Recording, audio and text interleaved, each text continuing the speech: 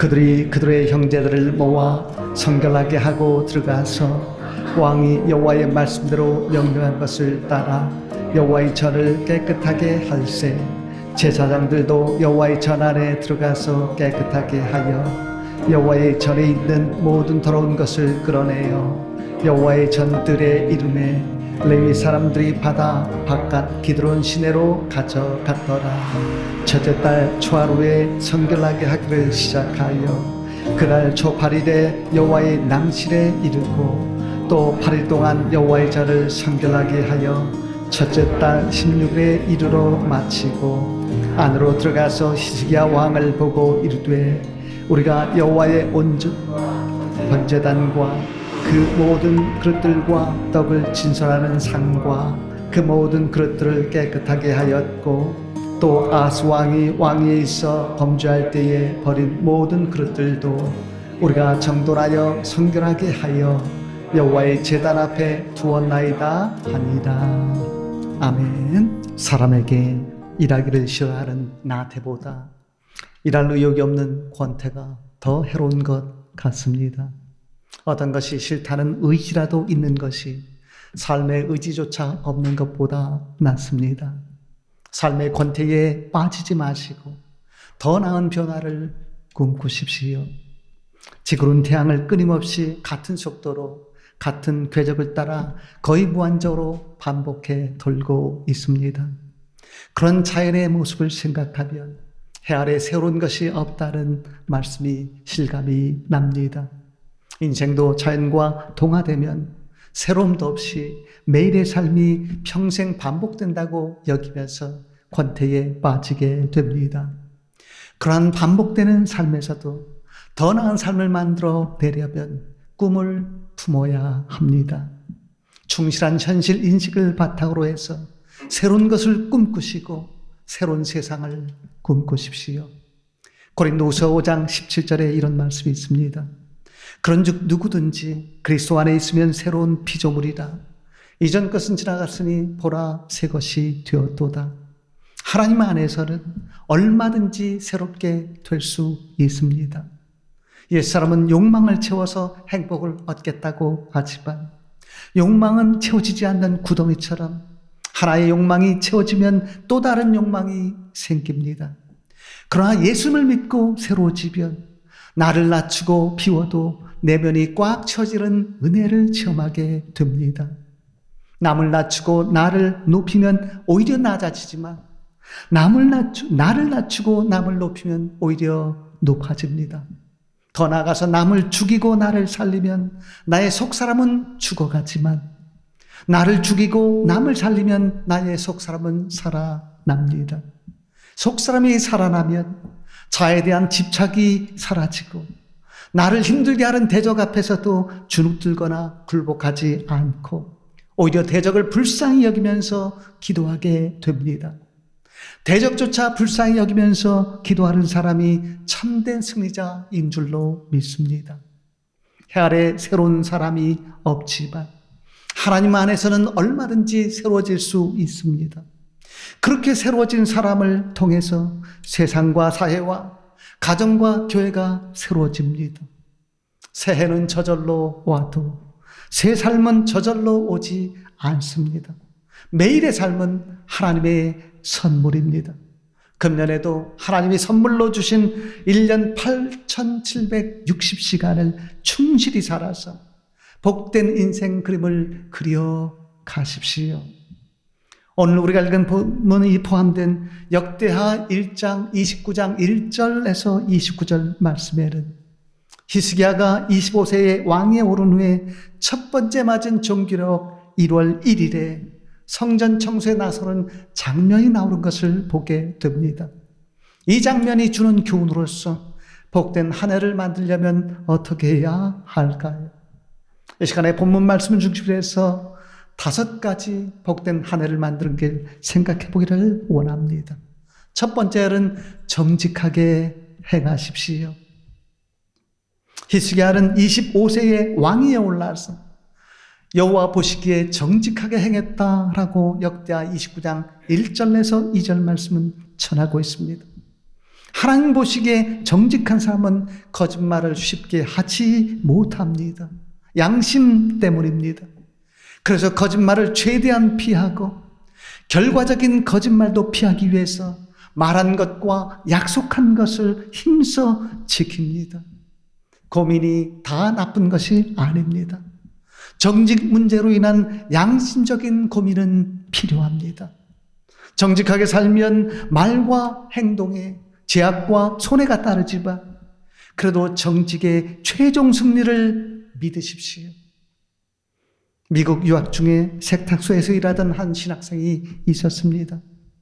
어느 날 그가 손님에게 세탁물을 건네주면서 값을 잘못 불러서 돈을 20불이나 더 받게 된 것을 깨닫게 되었습니다. 세탁소 주인은 그냥 넘어가라고 했지만 그가 손님에게 전화해서 사과한 후에 더 받은 돈을 돌려주었습니다. 주인은 그 일을 마땅치 않게 여기다가 사소한 말을 트집 잡아서 그를 해고했습니다. 그렇게 손해보는 삶을 살았어도 하나님은 그를 기억하시고 어느 누구보다 복된 인생을 살게 하셨습니다. 어떤 일로 손해나 피해가 예상될 때 그 일을 내가 하지 않는 지혜도 필요하지만 남이 하지 않게 하는 정직도 필요합니다. 늘 정직하길 힘쓰십시오. 다만 법에도 눈물이 있듯이 정직에도 눈물이 있어야 합니다. 피도 눈물도 없는 정직을 강요하지 마십시오. 예심과 배려심과 동정심이 없이 정직을 강요하고 정직을 수단화하면서 정작 사실은 부정직한 사람이 있습니다. 정직하게 살라고 말하기 전에 정직하게 사십시오.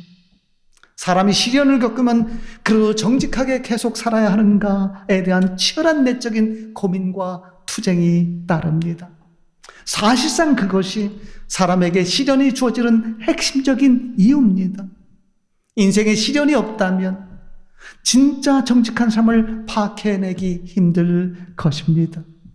시련이 주어져 봐야 어떤 사람이 진짜 정직한 삶인지 파악이 됩니다. 정의 문제만큼 정직 문제를 중시하십시오. 정직하게 살려고 하다가 어떤 것을 잃으면 나중에 더 많은 것을 얻게 된다는 사실 잊지 마십시오. 둘째로 복된 한 해를 만들려면 성결하게 행하십시오. 히스기야는 왕위에 오른 후에 첫째 해 첫째 달에 우상 숭배에 빠진 부친 아하스에 의해서 폐쇄된 성전 문들을 열고 성전을 수리했다고 역대하 29장 3절 말씀은 전하고 있습니다. 또한 제사장들과 레위 사람들을 성전 동쪽에 모아서 그들 자신을 먼저 성결하게 하고 우상 숭배와 관련된 더러운 것들을 성전에서 없애라고 이어서 4절 5절 말씀에서 전하고 있습니다. 왜 그렇게 했습니까? 하나님을 사랑했기 때문입니다. 결국 나를 성결하게 하는 것은 나를 사랑하는 행위이면서 하나님을 사랑하는 행위입니다. 복음서를 보면 더러운 귀신이란 표현이 자주 나옵니다. 귀신의 최대 속성 중 하나가 더러움이란 뜻입니다. 그래서 더러운 곳에 가거나 더러운 생각을 하면 귀신에게 속발될 위험성이 큽니다. 예수님은 사람의 마음에서 나오는 악한 생각과 행동이 사람을 더럽게 한다라고 산상수훈 마태복음 7장 21절에서 23절 말씀에서 전하고 있습니다. 성결하게 생각하고 성결하게 행동하십시오. 왜 간절한 기도가 응답이 없습니까? 간구는 있어도 성결이 없기 때문입니다. 성결한 삶은 죄와 투쟁하면서 극적으로 순교하는 삶만을 의미하지 않습니다. 일상에서 꾸준하게 헌신하고 충성하는 삶도 성결한 삶입니다. 한 여성이 50세가 넘어서 처음 교회를 다닌 후에 죽을 때까지 하나님만 바라보면서 하나님을 사랑했기에 교회도 사랑하며 살았습니다. 그것도 성결한 삶입니다. 어떤 성도는 2001년도에 문서선교 후원을 시작하고 25년이 지난 지금까지 후원하고 있습니다. 그런 후원들이 있었기에 지금까지 월간 새벽기도가 11년 이상 발행될 수 있었습니다. 그처럼 변함없이 헌신하는 삶도 선교란 삶입니다. 어떤 성도는 먼 거리에 있는 교회에 등록한 후에 몇십 년을 주의를 변함없이 지키고 있습니다. 그것도 성결한 삶입니다. 성결하게 산다면 시련은 있을지라도 실패는 없을 것입니다. 셋째로, 복된 한 해를 만들려면 회개를 앞세우십시오. 히스기야는 성전 청소를 도전하면서 유다 백성들이 죄악을 행하고 하나님을 버리고 성전을 외면해서 비웃음거리가 되었고 멸망하게 되었고 사로잡히게 되었다고 역대하 29장 6절에서 9절 말씀은 전하고 있습니다. 그런 상황에서 회복의 은혜를 입으려면 하나님 앞에서 죄를 회개해야 합니다. 회개가 무엇입니까? 죄를 자복하는 것입니다. 또한 자신도 모르게 높아진 마음을 낮추는 것도 큰 의미에서 회개입니다. 한 가정이 하나님이 한 해에 7번이나 연속해서 믿음의 복, 평안의 복, 자녀의 복, 일터의 복, 그리고 만남의 복 등을 선대와 당대와 후대의 3대에 걸쳐 주셨습니다. 그 은혜가 너무 감사해서 할머니가 감사의 눈물을 흘렸습니다. 그 얘기를 듣고 그의 자녀가 은밀하게 회개에 눈물을 흘리면서 기도했습니다. 하나님, 저희 가정이 부족해도 이렇게 과한 은혜를 주셔서 감사합니다. 그러나 이런 큰 은혜를 받았다고 마음이 높아지거나 기도를 게을리하는 모습이 없게 하소서. 왜 그의 자녀가 그러한 역설적인 회개 기도를 드렸습니까? 연이어서 좋은 일이 생기면 앞으로 나쁜 일이 생길 확률이 자연히 높아지기 때문입니다. 자연계에는 밤낮이 있고 인생에는 명암이 있습니다. 그런 원리를 따라서 자연적인 상황에서 그런 좋은 일이 3번 연속해서 생기면 나쁜 일이 생길 확률도 3배로 높아지고 좋은 일이 7번 연속해서 생기면 앞으로 나쁜 일이 생길 확률은 7배로 높아집니다. 그런 자연적인 확률이 하나님 안에서는 크게 달라져서 하나님과 가까워지면 좋은 일이 생길 확률이 급격히 커집니다. 그래서 좋은 일이 연속해서 생길 때는 더 하나님께 가까워지고 더 마음이 낮아져야 합니다. 그러면 그 다음에 나쁜 일이 생길 확률이 크게 줄어들게 됩니다. 그처럼 7번 연속해서 좋은 일이 생기니까 그 다음에는 나쁜 일이 생길 확률이 큰 것을 알고 그 자녀가 마음이 높아지지 않도록 눈물을 앞세운 역설적인 회개 기도를 드린 것입니다. 좋은 일이 연속해서 생길 때 하나님의 은혜에 감사하면서 마음을 낮추고 역설적인 회개 기도를 드린다면 하나님은 그 후에도 계속 그 인생과 그 가정을 지켜주실 것입니다. 결국 회개를 앞세우는 삶은 복을 예비하고 화를 방비하는 최적의 삶이 됩니다. 앞날에 대한 불안과 염려가 생길 때는 즉시 회개 기도에 나설 때입니다. 회개 기도를 앞세운다면 금년에도 큰 사고 없이 하나님께서 나의 삶과 나의 가정과 나의 자녀와 교회를 지켜주실 것입니다. 4번째로, 복된 한 해를 만들려면 열심히 봉사하십시오. 히스기야는 성전 청소를 도전하면서 선택된 레위인들이 부지런히 성전 봉사에 힘쓰면 하나님께서 화를 막아주실 것이다 라고 역대하 29장 10절에서 11절 말씀에서 전하고 있습니다. 그처럼 성도의 교회 봉사는 화를 막게 하고 복을 받게 하는 핵심적인 덕목입니다. 왜 하나님께서 성도에게 무엇인가를 주셨습니까? 그것을 가지고 교회를 섬기라는 뜻입니다. 많이 가지는 것 자체가 행복을 보증하지 않습니다. 사람의 욕심은 끝이 없기 때문입니다.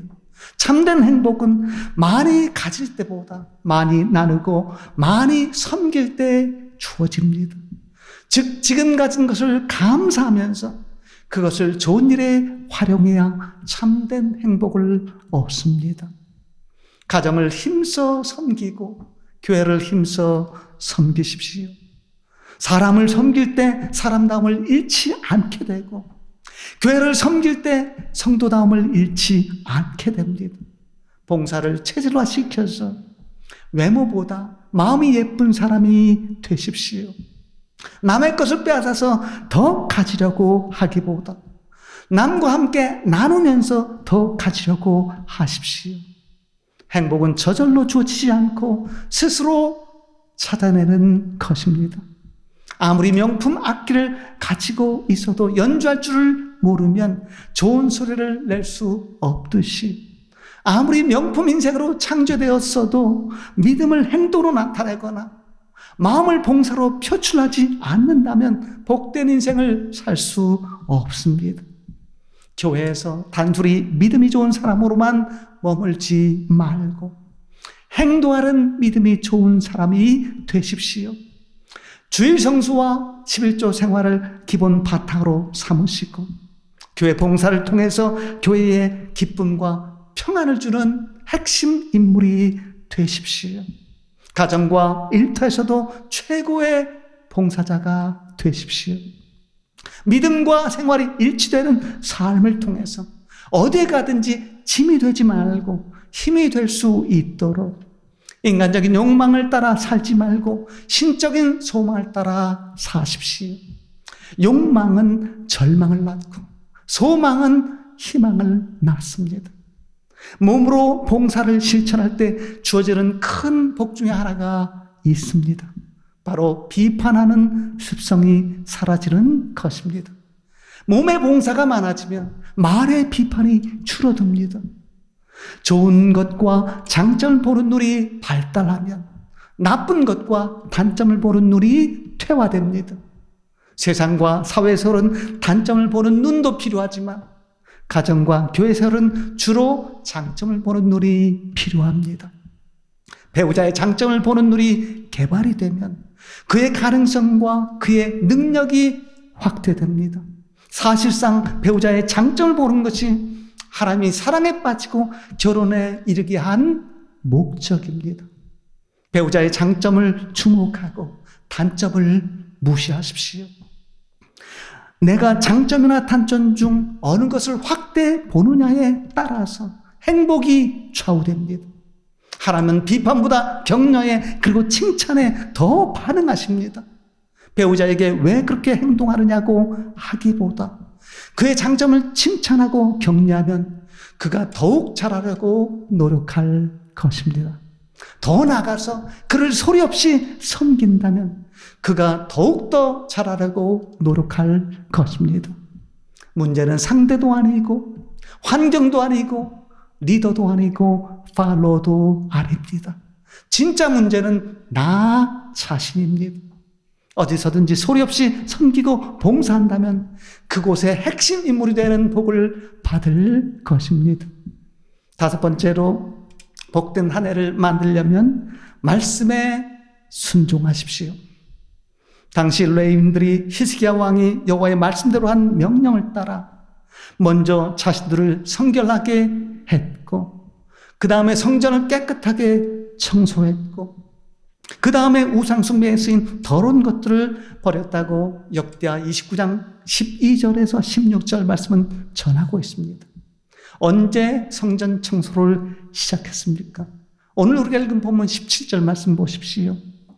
종교력 1월 1일에 성전의 외부 청소를 시작해서 7일 동안 성전의 마당을 깨끗하게 청소했고 그 다음에 또 8일 동안 성전의 내부 청소를 해서 1월 16일에 성전 청소를 마쳤다고 전하고 있습니다.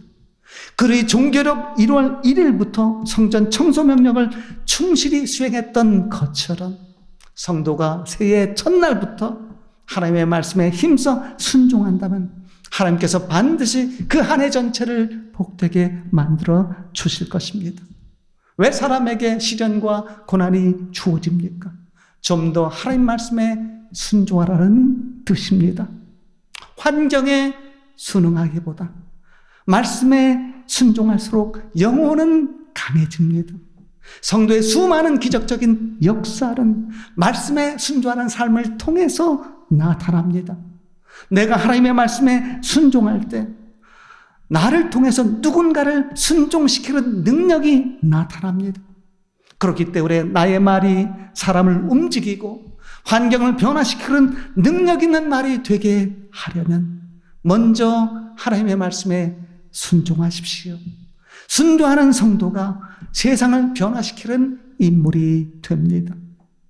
하나님의 말씀에 힘써 순종하려고 할 때 위험이나 손해가 예상되지 않는 경우는 거의 없습니다. 결국 말씀에 순종하는 길은 안전한 길도 아니고 인기 있는 길도 아닙니다. 그래도 힘써 말씀에 순종해서 예수님을 주로 모신다는 사실을 말로만 드러내지 말고 일상의 삶으로 보여주면서 작은 일에서도 충성하십시오. 작은 것도 소중한 것이 결국은 사랑입니다. 사랑의 최대 열매 중에 하나가 순종입니다. 하나님을 사랑하기에 하나님께 순종하는 것입니다. 순종이 없는 곳에는 사랑도 없고 사랑이 없는 곳에는 하나님도 없습니다. 말씀에 불순종하면서 하나님을 사랑한다는 것은 거짓입니다.